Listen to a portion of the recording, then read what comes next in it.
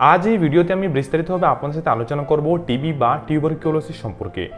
সাধারণভাবে এই টিবি বা টিউবারকিউলোসিস হলো আমাদের একটা সিরিয়াস ব্যাকটেরিয়াল সংক্রমণ, যা সাধারণত আমাদের ফুসফুসকে খুব বেশি পরিমাণে সংক্রমিত করতে পারে। তাছাড়াও কিন্তু তা আমাদের শরীরের যে কোনো অংশ, যেমন কিডনি, স্পাইন, ব্রেন ইত্যাদি বা শরীরের অন্য যে কোনো অংশে সংক্রমণটাকে ছড়াতে পারে। যে ব্যাকটেরিয়াল সংক্রমণের ফলে এই টিবি বা টিউবারকুলোসিস রোগটা হয় তার নাম হলো মাইকোব্যাকটেরিয়াম টিউবারকুলোসিস। তো কিভাবে এই রোগটা ছড়ায়? সাধারণভাবে তো এটা এই ব্যাকটেরিয়াল সংক্রমণের ফলেই ছড়ায়। যদি কেউ ব্যাকটেরিয়া সংক্রমিত হন তাহলে ওনার টিবি হয়।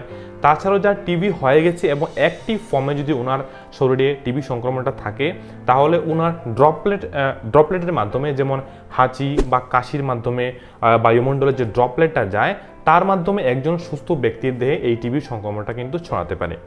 টিবি রোগের লক্ষণ সম্পর্কে যদি আলোচনা করি, তাহলে মূলত 3 সপ্তাহ বা তার বেশি সময় ধরে কাশি থাকতে পারে, তার সাথে জ্বর থাকতে পারে।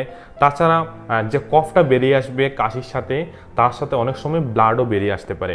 তাছাড়া শ্বাসকষ্ট হতে পারে, শরীর খুব বেশি দুর্বল অনুভব হওয়া, কিছু খেতে ইচ্ছে করবে না, এমন বিভিন্ন লক্ষণ কিন্তু প্রকাশ পায়। তো কিভাবে আমরা এই যে টিবি রোগটা আমরা ডায়াগনোসিস বা রোগটা নির্ণয় করতে পারবো? সাধারণভাবে 3টি কফ স্যাম্পল পরীক্ষার মাধ্যমে এই রোগটা নির্ণয় করা হয়ে থাকে। তাছাড়াও টিবি স্কিন টেস্ট, টিএসটি বা টিবি ব্লাড টেস্টের মাধ্যমে এই রোগটাকে নির্ণয় করা হয়ে থাকে। এই রোগের চিকিৎসা পদ্ধতি সম্পর্কে যদি আলোচনা করি, তাহলে সাধারণভাবে অ্যান্টিবায়োটিক মেডিসিন দ্বারাই একটা লম্বা সময় ধরে 6 থেকে 9 মাস অবধি এই রোগের চিকিৎসা চালাতে হয় এবং তার ফলে কিন্তু চিকিৎসাটা করা হয়। তাছাড়া সরকারিভাবে যে ডটস সেন্টার আছে, সেখানে বিভিন্ন সরকারি সুযোগ সুবিধাও কিন্তু পাওয়া যায়। আপনাদের মধ্যে কারো যদি এমন সন্দেহ বা যে পূর্বের লক্ষণগুলি বললাম এগুলো কারোর মধ্যে থাকে, তাহলে অবশ্যই নিকটবর্তী স্বাস্থ্যকেন্দ্রে যান বা ডট সেন্টারে গিয়ে আপনার পরীক্ষা করান।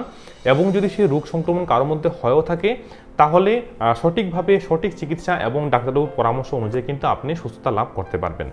আশা করি ভিডিওতে আপনাদের উপকার আসবে। যদি ভালো লাগে অবশ্যই ভিডিওতে একটা লাইক করে আমার চ্যানেলটাকে সাবস্ক্রাইব করে আমার সঙ্গে থাকবেন। দেখা হবে অন্য কোনো ভিডিওতে। আপনার মূল্যবান সময় দিয়ে ভিডিও দেখার জন্য অসংখ্য ধন্যবাদ।